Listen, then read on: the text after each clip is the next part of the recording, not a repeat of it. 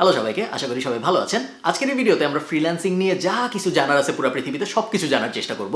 Freelancing কিভাবে করে, freelancing করে কিভাবে মাসে 5-10 হাজার ডলার আয় করা যেতে পারে, ফ্রিল্যান্সিং শুরু করবো কেমনে, কোথায় যাব, কাজ পাবো কেমনে, কে কাজ দিবে, কেন কাজ দিবে, ফ্রিল্যান্সিং কী জিনিস, করে কি হবে, না করলে কি হবে, লাভ কি, ক্ষতি কি, মোটামুটিভাবে যা কিছু জানার আছে ফ্রিল্যান্সিংয়ের ব্যাপারে সব কিছু আমরা জানার চেষ্টা করবো এই একটা ভিডিওতে। ভিডিওটা একটু বড় হবে এই কারণে আমি নিচে টাইম স্ট্যাম্প দিয়ে দেবো, যারা ইউটিউবে দেখবেন তাদের জন্য।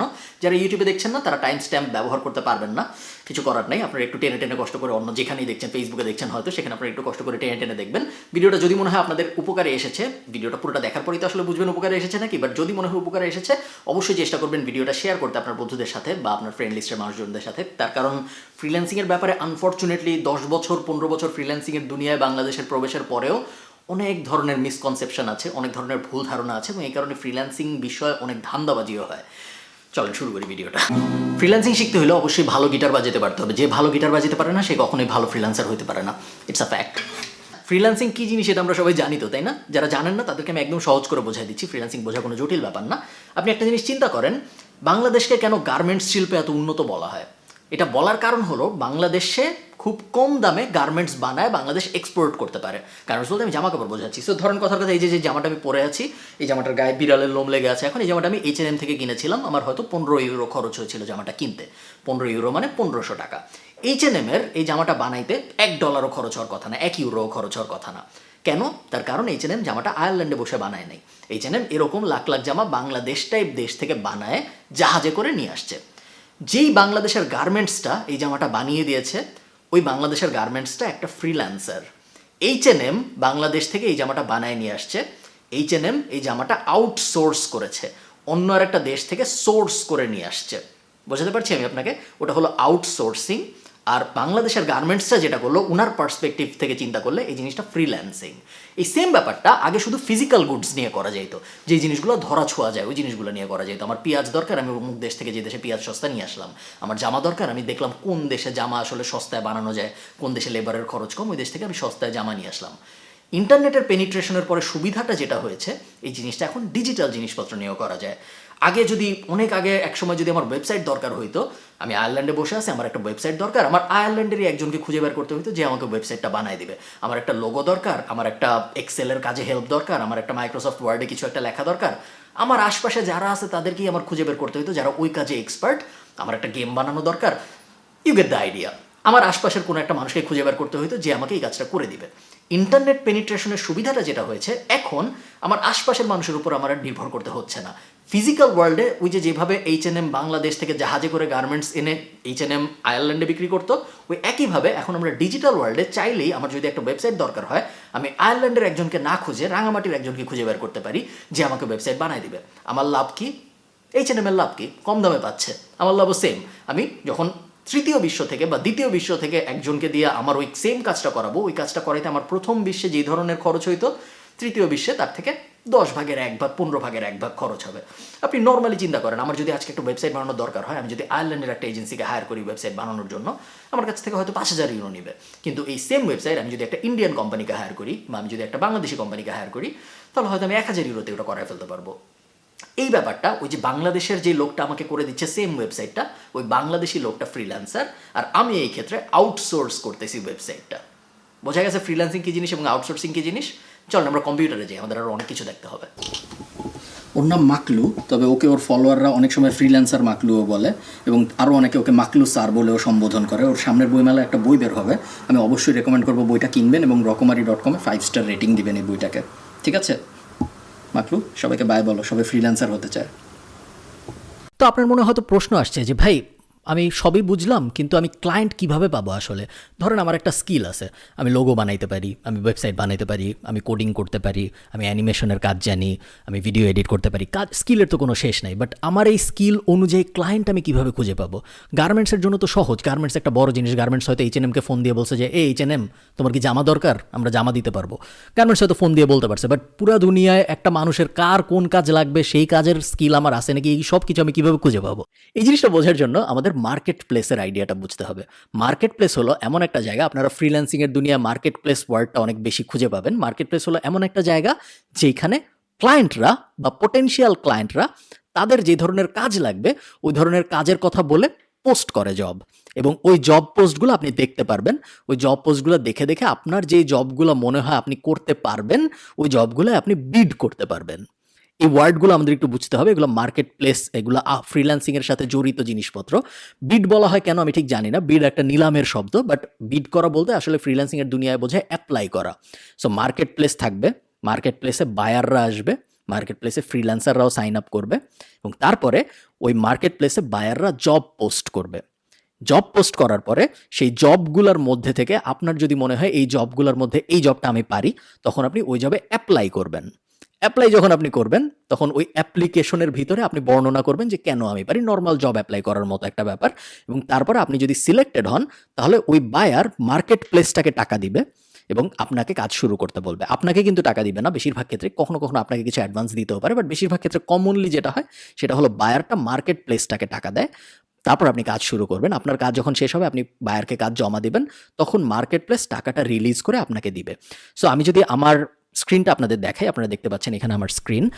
এটা হলো upwork.com, আর্গুয়েবলি ফ্রিল্যান্সারদের জন্য সবচেয়ে বড় মার্কেট প্লেসের নাম upwork.com। আপনারা আমার প্রোফাইল দেখতে পাচ্ছেন, এখানে দেখতে পাচ্ছেন $30,000 আয় করেছি আমি এবছর। আমি যদি মাই জবস, আপনারা এখানে আমার পুরো জব হিস্ট্রি দেখতে পারবেন, আমার সব কাজকর্মের হিস্ট্রি, কোন কাজ কীরকম করেছি, কাজের রেটিং টেটিং সব কিছু দেখতে পারবেন, পুরো জিনিসটাই পাবলিক। এখানে আমি আরেকটা ব্যাপার বলে রাখি, আপনি যদি কারো কাছ থেকে ফ্রিল্যান্সিং শিখেন এবং সে যদি আপনাকে এরকম কিছু দেখাইতে না পারে, তার মানে হলো সে আসলে নিজে ফ্রিল্যান্সিং করে খুব ভালো করতে পারে নাই জীবনে, এবং নিজে যে ফ্রিল্যান্সিং করে খুব ভালো করতে পারে নাই, তার কাছ থেকে আসলেও ফ্রিল্যান্সিং শেখা উচিত নাকি, এটা নিয়ে আপনার একটু ভাবা উচিত। আমার মতে উচিত না। আমি যদি মাই জবসে যে আপনি দেখবেন, এখানে আমি একটু আগে যখন লগ ইন করেছি তখন আমি খেয়াল করেছি, আগে দেখি নেই, আমার এখানে $19,000 মতো এখনও আছে, যেটা আমি উঠাই নাই, এটা অনেক দিন ধরে এখানে আছে। তার কারণ যদিও এখন আর আমি ফ্রিল্যান্সিং করি না, কিন্তু আমার অনেকগুলো পুরানো ক্লায়েন্ট আছে যাদের আমি এখনও রেগুলারলি আপওয়ার্কেই বিল করি। এদেরকে আমি ক্লায়েন্ট পেয়েছি যখন আমি ফ্রিল্যান্সার ছিলাম ওই সময়, এবং এখনও গত 3, 4, 5 বছর ধরে আমি তাদের সাথে কাজ করে যাচ্ছি। এবং যেহেতু তাদের সাথে আমার পরিচয় আপওয়ার্কে, আমি এখনও তাদেরকে প্রত্যেক সপ্তাহে, প্রত্যেক মাসে আপওয়ার্কেই বিল পাঠাই, এবং তারপরে তারা আপওয়ার্কেই আমাকে টাকা দেয়। তো এটা হলো একটা মার্কেট প্লেসের উদাহরণ। এটা একটা general market place. General market place মানে হলো এই মার্কেট প্লেসে সব ধরনের কাজ পাওয়া যায়। আমি যদি google.com-এ যাই এবং আমি যদি আপওয়ার্ক স্কিল লিস্ট লিখে গুগল করি, এবং তারপরে এই যে hire top freelancers by category, এটা যদি আমি ওপেন করি upwork.com/hire, আপনি দেখতে পারবেন এইখানে হাজার হাজার স্কিলের লিস্ট দেয়া আছে, যেই সব স্কিলের ওপরে আপওয়ার্কে জব আছে। সো কথার কথা 2D অ্যানিমেশনের ওপর জব আছে, 3D অ্যানিমেশনের ওপর জব আছে। আপনি ক্যাটাগরি চেঞ্জ করলে আরও অনেক অপশন দেখতে পারবেন, লিগাল অ্যাডভাইজর, ইন্টারন্যাশনাল ট্যাক্স, লিস্টের কোনো শেষ নেই, হাবি যাবি হাজার হাজার রকমের কাজ আপওয়ার্কে আছে। আপওয়ার্ক একটা জেনারেল মার্কেট প্লেস, যেখানে সব ধরনের কাজের জন্য ক্লায়েন্টরা ফ্রিল্যান্সার খুঁজে পেতে পারে। এবং আপনি যদি এই হাজার হাজার লিস্টের মধ্যে কোনো কাজের ব্যাপারে একজন এক্সপার্ট হন, এবং আপনি যদি আপওয়ার্কে একটা প্রোফাইল খোলেন, তারপরে আপনি যখন এখান থেকে ফাইন্ড ওয়ার্কে চাপ দিবেন, তখন আপনি কাজের লিস্ট দেখতে পারবেন যে কাজগুলো ক্লায়েন্টরা পোস্ট করেছে, এবং তখন আপনি ওই কাজগুলো বিড করতে পারবেন বা অ্যাপ্লাই করতে পারবেন। এবং তারপরে যখন আপনার অ্যাপ্লিকেশনটা অ্যাকসেপ্টেড হবে, তখন আপনি কাজ শুরু করতে পারবেন। এবং পুরো প্রসেসটার মধ্যে আপওয়ার্ক একটা মিডিয়া হিসেবে কাজ করবে, আপনার মধ্যসত্ত্বা হিসেবে কাজ করবে। এবং আপওয়ার্ক এই ব্যাপারটা নিশ্চিত, যেহেতু আপনি ক্লায়েন্টকে চিনেন না, ক্লায়েন্টও আপনাকে চিনেন না, সো আপনার এটা নিশ্চিত করতে হবে যে ক্লায়েন্ট আপনাকে আসলেও টাকা দিবে কাজের পরে, আবার ক্লায়েন্টেরও এটা নিশ্চিত করতে হবে যে আমি আসলে কাজ পাবো টাকা দিলে। ওই সব কারণে আপওয়ার্ক একটা মিডলম্যান হিসেবে কাজ করে। এই মিডলম্যান হিসেবে কাজ করার জন্য আপওয়ার্ক প্রত্যেকটা প্রজেক্টের 20% নিয়ে নেয়। আমি এখানে আপওয়ার্ককে এক্সাম্পল হিসেবে দেখাচ্ছি, তার কারণ আমি সবসময় আপওয়ার্ক ব্যবহার করেছি, বাট তার মানে এই না যে আপনারও আপওয়ার্ক ব্যবহার করতে হবে। ডিপেন্ডিং অন আপনার স্কিল কি, অনেক ধরনের ফ্রিল্যান্সিং প্ল্যাটফর্ম আছে, আরও কিছু জনপ্রিয় আছে, তার মধ্যে একটার নাম আপনারা অনেকেই শুনবেন, এটার নাম হলো fiverr.com। fiverr.com বেশ জনপ্রিয় বাংলাদেশের মানুষের মধ্যে। আরেকটা আছে যেটার নাম হলো peopleperhour.com। peopleperhour আমি ছোটোবেলায় কাজ করেছিলাম, আমার মনে আছে, এটাও বেশ জনপ্রিয়। আরেকটা আছে নাম হলো guru.com। এটা আসলে অত জনপ্রিয় না, বাট এটাও আমার মনে আছে, আমি ছোটোবেলায় বই টই লেখার কাজ করে বেশ ভালোই আয় রোজগার করেছিলাম। আরেকটা আছে বেশ জনপ্রিয়, যেটার নাম freelancer.com। একসময় অনেক জনপ্রিয় ছিল এটা, বাট এটার পপুলারিটি এখন আস্তে আস্তে ঘাটতির দিকে। এগুলো জাস্ট কতগুলো, এগুলো সব কমন মার্কেট প্লেস। তার মানে হলো এগুলাও বিভিন্ন ধরনের কাজের জন্য আপনি ফ্রিল্যান্সারও খুঁজে পাবেন, বিভিন্ন ধরনের কাজের জন্য আপনি ক্লায়েন্টও খুঁজে পাবেন। এছাড়াও স্পেশালাইজড মার্কেট প্লেস আছে, শুধু প্রোগ্রামারদের জন্য মার্কেট প্লেস আছে, শুধু ডিজাইনারদের জন্য মার্কেট প্লেস আছে, শুধু ক্যারেক্টার ডিজাইনারদের জন্য মার্কেট প্লেস আছে, শুধু অ্যানিমেশন যারা বানায় তাদের জন্য মার্কেট প্লেস আছে, শুধু রাইটার যারা তাদের জন্য আলাদা মার্কেট প্লেস আছে। ওগুলো হলো স্পেশালাইজড মার্কেট প্লেস। আপনি যদি নতুন হন আমার রেকমেন্ডেশন হবে আপনি জেনারেলাইজড মার্কেট প্লেসগুলোতেই থাকেন। জেনারেলাইজড মার্কেট প্লেসগুলোতে কাজ পাওয়া একটু কম্পারেটিভলি সহজ এবং জেনারেলাইজড মার্কেট প্লেসগুলোতে কাজের ভলিউমও বেশি, মানে অনেক ক্লায়েন্ট প্রতিদিনই হাজার হাজার লাখ লাখ কাজ পোস্ট করে এখানে। তো ফ্রিল্যান্সিং কী জিনিস এটা আমরা জানলাম, মার্কেট প্লেস কী জিনিস এটা আমরা জানলাম, মার্কেট প্লেসে কীভাবে ক্লায়েন্ট এবং ফ্রিল্যান্সার একে অন্যকে খুঁজে নেয়, মার্কেট প্লেস কীভাবে ইন্টারমিডিয়ারি বা মধ্য মানব হিসেবে কাজ করে যেন ক্লায়েন্টের টাকাও লস না হয়, আবার আপনিও যেন কাজ দিয়ে টাকা পান, ওসব ব্যাপারে আমরা এখন আইডিয়া পেয়ে গিয়েছি। এখন আমাদের অ্যাকচুয়াল নিটিগ্রিটি ডিটেইলে যেতে হবে যে আমি আসলে শিখবোটা কি, আমি ফ্রিল্যান্সার হব কিভাবে, ওই ব্যাপারটা জানার জন্য আমাদের স্ক্রিনে যেতে হবে। চলেন যাওয়া যাক। আচ্ছা, আমি একটা ব্যাপার আপনাদের বলে রাখি স্ক্রিনে যাওয়ার আগে, সেটা হলো ফ্রিল্যান্সিং করা মানে কিন্তু বিভিন্ন মার্কেট প্লেসে যে অ্যাকাউন্ট খুলে ফেলা না। আপনারা হয়তো জানেন অ্যাকাউন্ট খোলার দিক থেকে হিসাব করলে বাংলাদেশ ফ্রিল্যান্সার হিসেবে পৃথিবীতে সেকেন্ড। সো ফ্রিল্যান্সারের সংখ্যার দিক থেকে বাংলাদেশ পৃথিবীতে দ্বিতীয়। এটা বলে আপনি দেখবেন বিভিন্ন সরকারের উচ্চ মহল বা বিভিন্ন বড় বড় ফ্রিল্যান্সাররা অনেক সময় বাহবা পাওয়ার চেষ্টা করে যে দেখো বাংলাদেশ এখন ফ্রিল্যান্সারের পৃথিবীতে দ্বিতীয়, কিন্তু এরা আসলে ফ্রিল্যান্সারের সংখ্যার দিক থেকে দ্বিতীয়। এখন আপনি বাংলাদেশে মানুষ বেশি, যেহেতু বাংলাদেশে অনেক মানুষ, আমরা মোটামুটি যে কোনো জায়গায় সংখ্যার দিক থেকে অনেক উপরে থাকি। আপনি ইউটিউব চ্যানেলের দিক থেকে বাংলাদেশে অনেক ইউটিউব চ্যানেল, ফেসবুক অ্যাকাউন্টের দিক থেকে বাংলাদেশ হয়তো টপ 10-এ থাকবে, জিমেইল অ্যাকাউন্ট খোলার দিক থেকে বাংলাদেশ হয়তো টপ 5-এ থাকবে। এগুলো তো কোনো স্কিলের মধ্যে পড়ে না, যে দেশে মানুষ বেশি ওই দেশে অ্যাকাউন্ট বেশি হবেই। সো অনেকে ভাবে কি যে ফ্রিল্যান্সিং করার মূল উপায়টা বা ফ্রিল্যান্সিং করতে যে আমরা যে পারতেছি না ফ্রিল্যান্সিং করতে, তার কারণ আমাদের মার্কেট প্লেসে অ্যাকাউন্ট নাই। এটা একদমই সত্য কথা না। মার্কেট প্লেস আপনার তখনই কাজে আসবে যখন আপনার স্কিল আছে। যদি আপনার স্কিল না থাকে, আপনি হাজার হাজার লাখ লাখ মার্কেট প্লেসে যে অ্যাকাউন্ট খুলে রাখলে, এরকম upwork.com-এর মতো লাখ লাখ জায়গায় যে অ্যাকাউন্ট খুলে রাখলে আপনার কোনো লাভ নাই। তার কারণ ইভেনচুয়ালি ধরেন আপনি বললেন যে আমি কাজ করতে চাই, আমি যদি আপনাকে বলি যে তুমি বিডি জবসে যে একটা অ্যাকাউন্ট খুলো, তাহলে কি আপনি কখনো কাজ পাবেন? পাবেন না। আপনি কাজ তখনই পাবেন যখন আপনার স্কিল আছে। তারপরে যে আপনি যখন বিডি জবসে অ্যাকাউন্ট খুলবেন, তখন যখন আপনি জবে অ্যাপ্লাই করবেন, তখন আপনি ওই অ্যাপ্লিকেশনগুলোর রেসপন্স পাবেন। যদি আপনার স্কিল না থাকে এবং আপনি যদি প্রথম স্টেপটাই যদি হয় যে আমি বিডি জবসে যে অ্যাকাউন্ট খুলবো, এবং জন্মের পরেই যদি আমরা বাচ্চাকে বিডি জবসে অ্যাকাউন্ট খোলাই দেই, তার bachelor degree, masters degree, school college সব কিছু বাদ দিয়ে, ওই বাচ্চা তো কখনো চাকরি পাবে না, তাই না? একইভাবে আপনি যখন ফ্রিল্যান্সিং হিসেবে আপনার ক্যারিয়ার শুরু করতেছেন, প্রথম স্টেপ upwork.com বা fiverr.com এইসব জায়গায় যে অ্যাকাউন্ট খোলা না। প্রথম স্টেপ হলো অ্যাকচুয়াল স্কিল অ্যাকোয়ার করা, অ্যাকচুয়াল স্কিল অর্জন করা। স্কিল যখন আপনি অর্জন করবেন, তারপরে আপনি খুব সহজেই যা বিভিন্ন মার্কেট প্লেসে অ্যাকাউন্ট খুলতে পারবেন। অনেক যদি স্কিলড হয়ে যান, তখন হয়তো আপনার মার্কেট প্লেস লাগবেই না। আপনি ওগুলো নিয়ে আমরা আরেকটা ভিডিওতে আরও ডিটেলে কথাবার্তা বলবো। বাট অনেক স্কিল হয়ে গেলে, যেমন আমার কিন্তু মার্কেট প্লেস এখন আর লাগে না, ক্লায়েন্টরাই আমার কাছে আসে, আমার যেতে হয় না ক্লায়েন্টদের কাছে। তো প্রথম স্টেপ যেটা, সেটা হলো আমাদের অবশ্যই স্কিল অর্জন করতে হবে। স্কিল অর্জন করার জন্য আমি যে লিঙ্কটায় যাব, সেটা হলো upwork.com/hire। এখানে গেলে আপনারা দেখতে পারবেন যে টাইপস অফ ওয়ার্ক আছে, any type of work, development and IT, design and creative, finance and accounting, admin and customer support, engineering and architecture, legal, sales and marketing, আর রাইটিং অ্যান্ড ট্রান্সলেশন। এই কয়টা ব্রড ক্যাটাগরির ভিতরে অনেকগুলো sub category আছে আপনারা দেখতে পাচ্ছেন। যেমন ধরেন আমি যদি ডেভেলপমেন্ট অ্যান্ড আইটি সিলেক্ট করি, এটার ভিতরে প্রায় 200-300 জব আছে আপওয়ার্কের ভিতরে। ওয়েব স্ক্র্যাপার থেকে শুরু করে, টবলো কনসালটেন্ট থেকে শুরু করে, টুইলো এপিআই ডেভেলপার থেকে শুরু করে, হাবি জাবি কাজের কোনো অভাব নাই। এটা আমি আপনাদের এই জন্য দেখাচ্ছি, তার কারণ অনেকে আছে যারা জানে তারা কি শিখতে চায়। অনেকে আছে যে আমার লিখতে ভালো লাগে, আমি রাইটার হতে চাই, আমি রাইটার হয়ে ফ্রিল্যান্সিং করব। অনেকে ভাবে যে আমার ফটো এডিট করতে ভালো লাগে, আমি ফটো এডিটর হিসেবে ফ্রিল্যান্সিং করব। অনেকে ভাবে যে আমি ইলাস্ট্রেশন নিয়ে কাজকর্ম করব। যে দেখেন আমার এখানে একটা ইলাস্ট্রেশন করা আছে, বার্টোজ, আমরা একটা বাগ বানানোর চেষ্টা করছিলাম। অনেকে ভাবে যে আমরা ইলাস্ট্রেশন নিয়ে কাজ করব, ইলাস্ট্রেশন করে আমরা ফ্রিল্যান্সার হব ইলাস্ট্রেটর হিসেবে। আপনি যদি অলরেডি জানেন আপনি কী নিয়ে ফ্রিল্যান্সিং করতে চান, তাহলে এই স্টেপটা আপনার জন্য না। এই স্টেপটা তাদের জন্য যারা জানে না তারা কী নিয়ে ফ্রিল্যান্সিং করবে। সো আমি ধরে নিচ্ছি আপনি জানেন না আপনি কী নিয়ে ফ্রিল্যান্সিং করবেন, আপনি ভাবতেছেন যে কী নিয়ে ফ্রিল্যান্সিং করা যায়। আমি এই লিঙ্কটায় আসবো। এই লিঙ্কটা আসার পরে আমি এখান থেকে একটা ব্রড ক্যাটাগরি সিলেক্ট করব। এই 7টা যে ক্যাটাগরি আছে, ডেভেলপমেন্ট, ডিজাইন ইত্যাদি ইত্যাদি, এগুলোর মধ্যে থেকে আমি একটা ব্রড ক্যাটাগরি সিলেক্ট করবো, যেই ক্যাটাগরিতে আমার একটু আগ্রহ আছে। সো কথার কথা ধরেন আমি admin and customer support select করলাম। আমি ধরে নিলাম অ্যাডমিন অ্যান্ড কাস্টমার সাপোর্টে আমার আগ্রহ আছে। নেক্সট কাজ, অ্যাডমিন অ্যান্ড কাস্টমার সাপোর্টের ভিতরে আমি 38টা সাব সেগমেন্ট দেখতে পাচ্ছি। এখন আমার চিন্তা করতে হবে এগুলোর কোনটার ভিতরে আমার আগ্রহ আছে। ধরেন আমি ঠিক করলাম আমার ট্রান্সক্রিপশনের উপরে আগ্রহ আছে, বা আমি আরও সহজ কিছু ধরি, ধরেন এক্সেল এক্সপার্ট, এটা আমি সিলেক্ট করলাম। এক্সেল এক্সপার্ট আমি যখন সিলেক্ট করবো আমি ফ্রিল্যান্সারদের দেখতে পারবো যেই ফ্রিল্যান্সাররা এক্সেল এক্সপার্ট হিসেবে খুব ভালো করতেছে এখন আপওয়ার্কের ভিতরে। এখন আমি যেটা করব, আমি সি মোরে ক্লিক করবো। আমি অনেকগুলো জব যে ফিল আপ করেছে অলরেডি এরকম একজনের প্রোফাইল খুঁজতে চাই।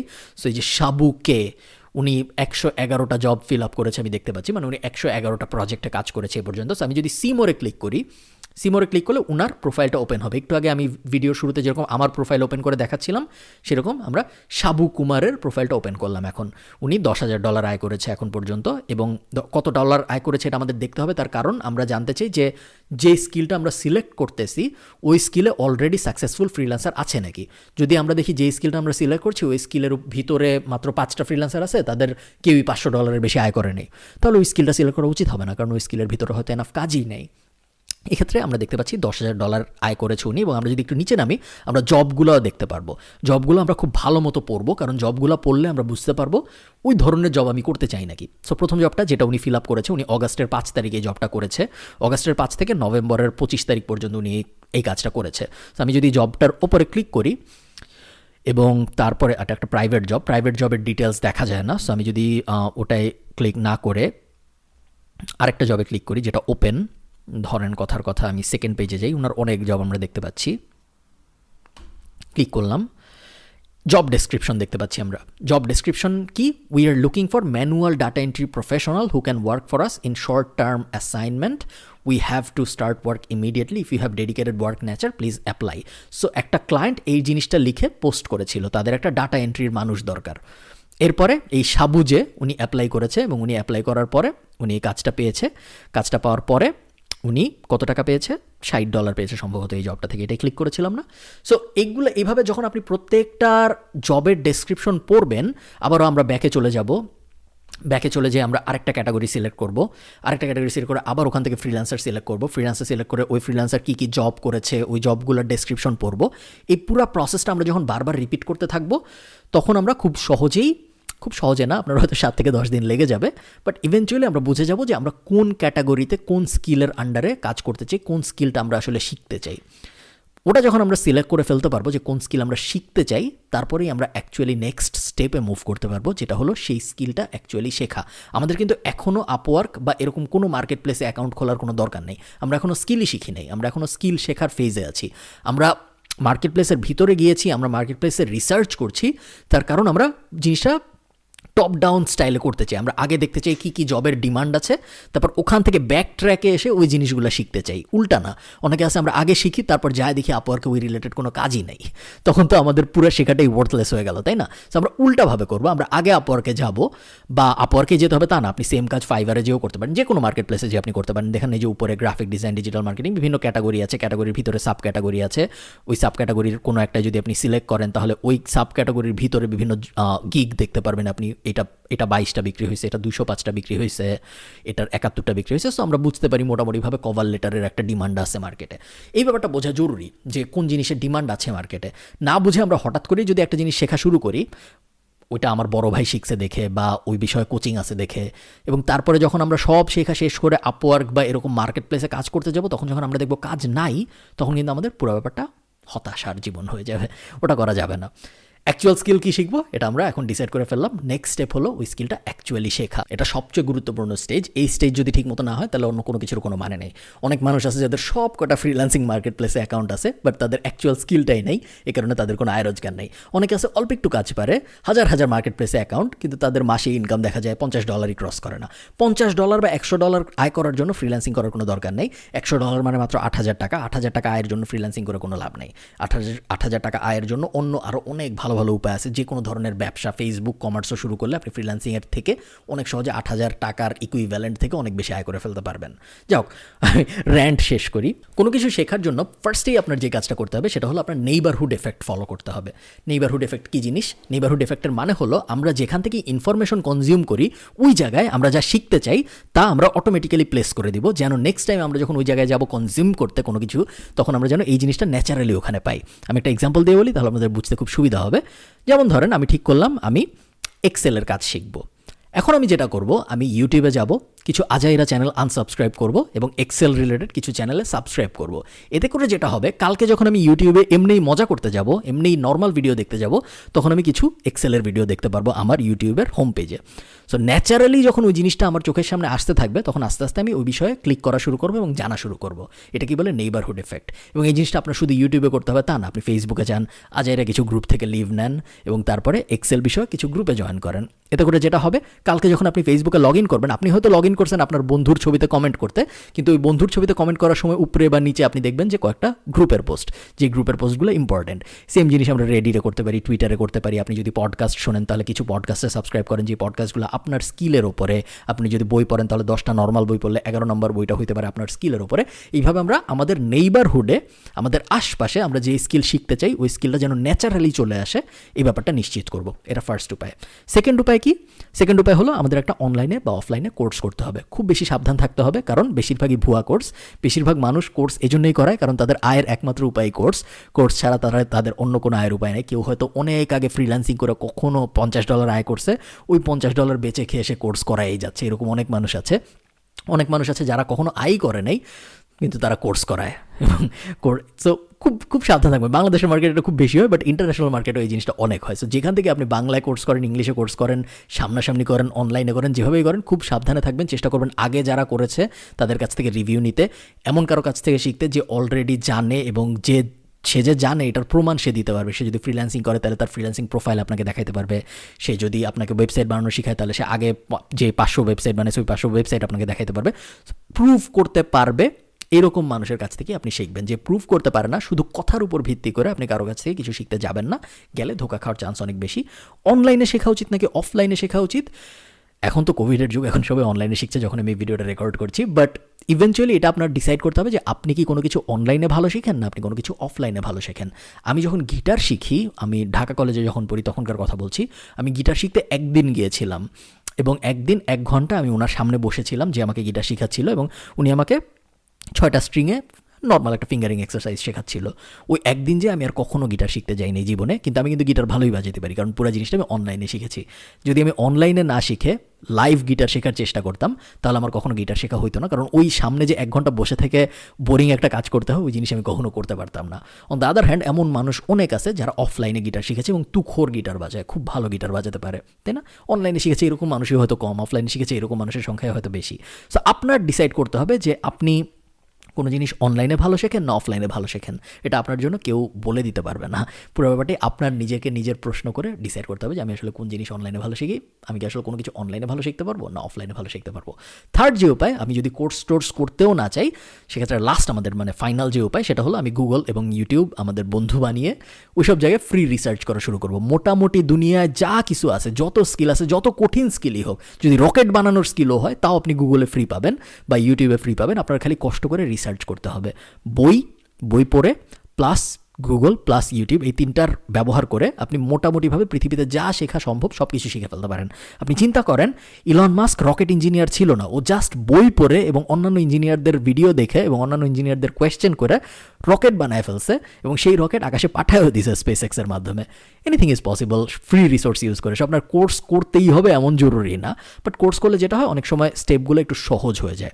আবার এমন হতে পারে আপনি এমন কিছু একটা শেখার চেষ্টা করতেছেন যেই জিনিসের আসলে কোর্স নাই, তখন তো আপনার আসলে কোনো অপশনস থাকবে না। আপনার একমাত্র অপশনস তখন হবে ফ্রি রিসোর্সেস ব্যবহার করা। যেই বেস্ট আইডিয়া আসলে সব কয়টা মেথডই অল্প অল্প করে ব্যবহার করা, একটা কোর্স করা, ফ্রি রিসোর্সগুলো ব্যবহার করা, নেইবারহুড এফেক্ট তো দিতেই হবে, আমাদের নেইবারহুড এফেক্ট ছাড়া কখনোই হবে না। এবং এই 3টার বাইরে আপনার আগে ওই ইন্ডাস্ট্রিতে, যেই স্কিল ইন্ডাস্ট্রিতে আপনি কাজ করতে চাচ্ছেন, যেই স্কিল আপনি আগের স্টেজে সিলেক্ট করেছিলেন, ওই স্কিলের এমন কোনো মানুষের সন্ধান যদি আপনি পান, আপনি যেহেতু নেইবারহুডে আছেন এখন, তার মানে আপনি ওই সেম ফেসবুক গ্রুপগুলো আছেন, সেম ইউটিউব চ্যানেলগুলো আছেন, সেম রেডিট অ্যাকাউন্টগুলো আছেন, ওই মানুষগুলোকে জিজ্ঞেস করেন তারা কীভাবে শিখছে। জিজ্ঞেসও করতে হবে না, অনেক মানুষ ফ্রিতেই পোস্ট করে এইসব ব্যাপারে। আপনি যদি গুগল করেন how I became a graphic designer বা how I became an Excel specialist, এই ধরনের জিনিসপত্র যদি আপনি গুগল করেন, অনেক মানুষ তাদের অভিজ্ঞতা লিখে রেখেছে অনলাইনে আপনার পড়ার জন্য। ওগুলো যদি আপনি পড়েন, তারা কীভাবে শিখছে আপনি জানতে পারবেন, এবং তারা যেভাবে শিখছে আপনিও সেভাবে শিখতে পারবেন। তারা পারছে, আপনার না পারার কোনো কারণ নেই। লাস্ট যে ব্যাপারটা বলে আমি ভিডিওটা শেষ করব, সেটা হলো ফ্রিল্যান্সিং কিন্তু এক ধরনের চাকরি। অনেকে বলে যে আমি চাকরি করবো না, আমি ফ্রিল্যান্সার হব। চাকরি করা এবং ফ্রিল্যান্সার হওয়ার মধ্যে তেমন কোনো ডিফারেন্স নেই। একটা বড় ডিফারেন্স আছে, সেটা হলো চাকরি যখন আপনি করেন তখন আপনি একটা নির্দিষ্ট সময়ে চাকরি করেন, 9টা থেকে 5টা, 8টা থেকে 6টা, যেটাই আপনার সময় হোক, একটা নির্দিষ্ট সময়ে আপনি চাকরি করেন এবং আপনি একজনের চাকরি করেন, একটা কোম্পানির চাকরি করেন। আপনি যখন ফ্রিল্যান্সার তখন আপনার নির্দিষ্ট কোনো সময় নেই, অ্যাজ লং অ্যাজ আপনি কাজ ডেলিভারি দিতে পারছেন। আপনার কোন সময় আপনি ডেলিভারি দিচ্ছেন এটা খুব একটা জরুরি না, এবং আপনি একজনের কাজ করেন না, আপনি একই সাথে অনেক মানুষের কাজ করেন। আবার আমরা ভিডিওর শুরুর গার্মেন্টসের এক্সাম্পলটায় ফেরত যাই। ওই যে গার্মেন্টস আমাদের ধরেন কোথায় গার্মেন্টস থাকে, টঙ্গিতে বা যেখানেই গার্মেন্টস থাকে, সেই গার্মেন্টসগুলো কিন্তু শুধু একটা কোম্পানির জন্য জামা বানায় না, সেই গার্মেন্টসরা অনেকগুলো কোম্পানির জন্য জামা বানায়, কারণ ওটা একটা ফ্রিল্যান্স গার্মেন্টস। একইভাবে আপনি যখন ফ্রিল্যান্সার, আপনি একসাথে অনেকগুলো ক্লায়েন্টের কাজ করবেন, এটা একটা ডিফারেন্স, বাট দিন শেষে ওটা কিন্তু এক ধরনের চাকরি। সো ফ্রিল্যান্সিং কখনো আপনার এন্ড গোল হওয়া উচিত না। ফ্রিল্যান্সিং একটা স্টার্টিং পয়েন্ট, বাট ইভেনচুয়ালি আপনার চিন্তা করতে হবে এই ফ্রিল্যান্সিং স্কিলটাকে আমি কীভাবে একটা ব্যবসায় রূপান্তর করতে পারবো। আমি এক্সেল স্পেশালিস্ট হিসেবে আমার ফ্রিল্যান্সিং ক্যারিয়ার শুরু করেছি, খুব ভালো কথা। এখন আমি এক্সেল কনসালটেন্সি বিষয়ক একটা ব্যবসা কীভাবে দাঁড় করাবো, এবং তারপরে ফ্রিল্যান্সিংয়ের মাধ্যমে আমি যেই ক্লায়েন্টগুলো পেয়েছি ওই ক্লায়েন্টগুলোকে কীভাবে আমি মার্কেট প্লেস থেকে বাইর করে নিয়ে এসে আমার এজেন্সির, আমার যে এক্সেল কনসালটেন্সি বিষয়ক আমার যে কোম্পানিটা আমি দাঁড় করালাম ওইটার ক্লায়েন্ট বানাতে পারবো। ফ্রিল্যান্সিং যদি আপনি করতে থাকেন, অনেকগুলো সমস্যা আপনার সারা জীবন ফেস করতে থাকতে হবে। সেটা হলো আপনি যখনই একটা জবে বিড করবেন বা অ্যাপ্লাই করবেন, আপনার সাথে আরও লাখ লাখ মানুষ অ্যাপ্লাই করবে। আপনি যখন বিডি জবসে বা আপনি যখন ইস্টার্ন ব্যাংক লিমিটেডে বা ব্র্যাক ব্যাংকে অ্যাপ্লাই করেন, আপনার সাথে শুধু বাংলাদেশি মানুষ অ্যাপ্লাই করে। বাট আপনি যখন একটা ফ্রিল্যান্সিংয়ে কোনো একটা জবে বিড করবেন বা অ্যাপ্লাই করবেন, আপনার সাথে পুরো পৃথিবীর ওই স্কিলড মানুষজন অ্যাপ্লাই করবে। সো কম্পিটিশন অনেক বড়। ওই কম্পিটিশনের মধ্যেই যদি আপনি বছরের পর বছর ফ্রিল্যান্সার হিসেবে থেকে যান, তাহলে আস্তে আস্তে আপনার ডিক্লাইন করা শুরু হবে এবং নতুন নতুন যারা আছে তারা রাইজ করা শুরু করবে। ওই জিনিস আপনি করতে চান না, ওই জিনিস করতে চাওয়ার কোনো কারণও নেই। এই কারণে যত তাড়াতাড়ি সম্ভব আপনার উচিত হবে ফ্রিল্যান্সার হিসেবে আপনার ক্যারিয়ার শুরু করতে, বাট ইভেনচুয়ালি ফ্রিল্যান্সিং থেকে বের হয়ে নিজের একটা কোম্পানি দাঁড় করায় ফেলতে। কোম্পানি কীভাবে দাঁড় করাইতে হবে, ফ্রিল্যান্সার থেকে মুভ করে কীভাবে এজেন্সি লাইফে চলে যেতে হবে, বা ফ্রিল্যান্সিং আমি যে স্কিলটা নিয়ে করতাম ওই স্কিলটাকেই কীভাবে আমি কনভার্ট করে একটা ব্যবসায় রূপান্তর করব, এই বিষয়ে আমি হয়তো অন্য কোনো একটা ভিডিওতে কথা বলবো। যদি আপনারা আসলেই চান আমাকে জানাবেন কমেন্টে। ভালো থাকেন সবাই। এই ভিডিওটা অনেক বড় হয়ে গিয়েছে, আমি দুঃখিত এই ভিডিওটা বড় হয়ে গেছে এই জন্য, বাট আশা করি আপনারা কিছু শিখতে পেরেছেন। ভালো থাকবেন, দেখা হবে পরের ভিডিওতে। টাটা।